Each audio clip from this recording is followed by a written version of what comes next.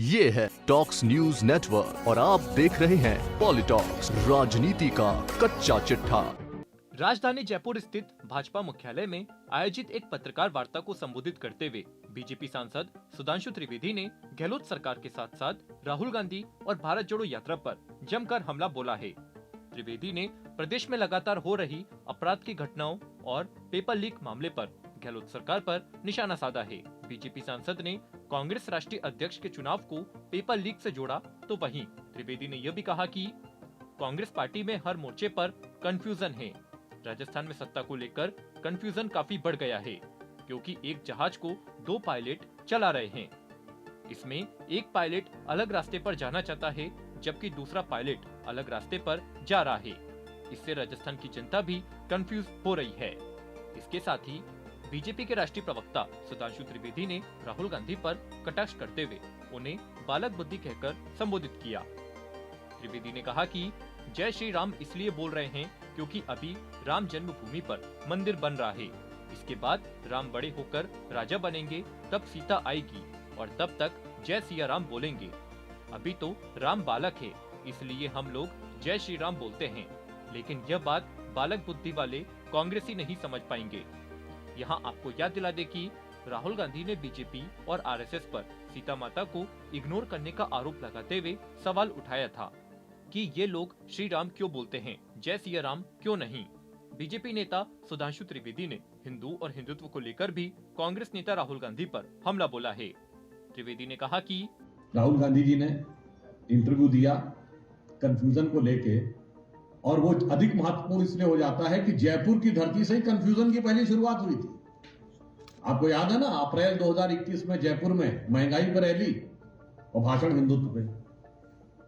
पहले तो वो हिंदू बनाम हिंदुत्व में ही कंफ्यूज रहते थे और महंगाई बनाम हिंदुत्व में भी कंफ्यूज हो गए, अर्थव्यवस्था में भी कंफ्यूज हो जाते हैं।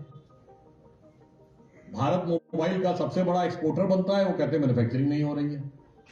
हम विमान वाहक युद्धपोत बना लेते हैं, वो कहते कुछ बन नहीं रहा है। और होंगे क्यों नहीं?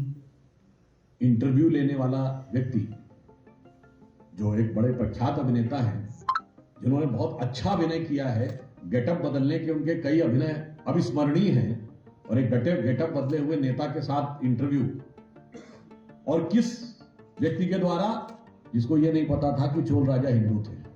कंफ्यूजन की कितनी पराकाष्ठा है। वहीं गहलोत सरकार पर निशाना साधते हुए बीजेपी सांसद त्रिवेदी ने कहा कि 2019 के लोकसभा चुनाव में आपको याद हो, कांग्रेस ने अपने घोषणा पत्र में कहा था कि वो सिडेशन लॉ यानी देशद्रोह का जो कानून है उसे समाप्त कर देंगे, क्योंकि इसका दुरुपयोग होता है। और आपको पता है कि 2019 के बाद पहली सरकार जिसने सिडेशन लॉ का यूज किया वो राजस्थान की सरकार थी। अपराधियों और आतंकवादियों के विरुद्ध नहीं किया, विधायकों के विरुद्ध किया, और अपनी ही सरकार के विधायकों और मंत्रियों के विरुद्ध किया जिन पे उन्हें संदेह था।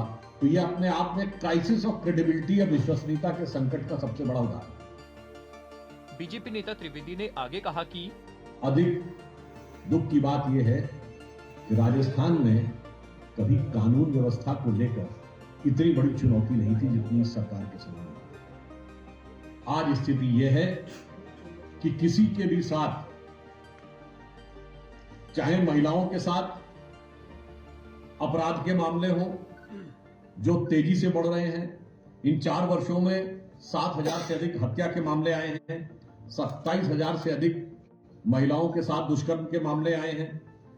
4 वर्षों में 1,70,000 मुकदमे महिलाओं के विरुद्ध अत्याचार के दर्ज हो चुके हैं।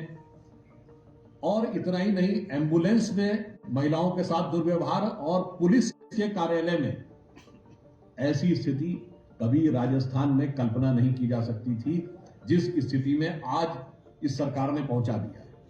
फिर कट्टरपंथी शक्तियों को जिस प्रकार का प्रश्रय दिया गया है, जो हौसले बढ़ाए गए, चाहे पीएफआई जैसा संगठन जो बाद में प्रतिबंधित हो गया उसको रैली निकालने की परमिशन हो, या अत्यंत कट्टरपंथी शक्तियों के द्वारा किसी का सर काट देना, और उसके बाद ये वो सरकार है, उस पार्टी की सरकार है जो कहती है कि हम गांधी जी की विरासत के one and only exclusive whole sole copyright holder हैं।